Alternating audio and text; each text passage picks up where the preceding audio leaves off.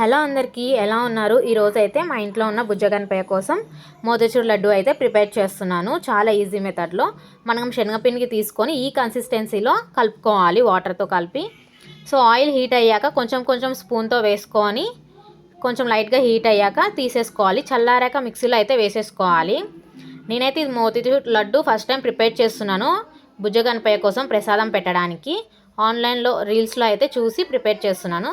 So mixie పట్టేశాక మనం బౌల్లో 1 cup sugar తీసుకోవాలి, అలాగే 1 కప్ వాటర్ తీసుకోవాలి. మీకు స్వీట్నెస్ ఎక్కువ కావాలంటే కొంచెం యాడ్ చేసుకోవచ్చు షుగరు. ఇంకా టేస్ట్ కోసం పచ్చకర్పూరము మంచి ఫ్లేవర్ అండ్ టేస్ట్ ఇస్తుంది. టెంపుల్స్లో కూడా పచ్చకర్పూరం వేస్తే ప్రసాదాలు తయారు చేస్తారు. చాలా కమ్మగా ఉంటుంది తింటుంటే.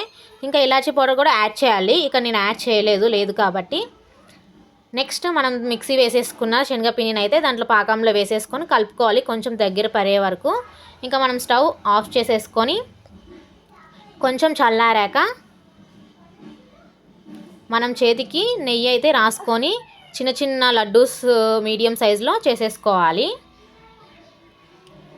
ఇలా చిన్న చిన్న లడ్డూలు చేసుకున్న తర్వాత నేనైతే బుజ్జ గణపయ్య కోసం కొంచెం బిగ్ సైజులో లడ్డూనైతే ప్రిపేర్ చేశాను. అలాగే పసుపు గణపతికి కూడా చిన్న లడ్డు ప్రిపేర్ చేశాను. గణపతి పప్ప మోర్య, ఆదా లడ్డు చోర్య. జై బోలో గణేష్ మహారాజ్కి జై.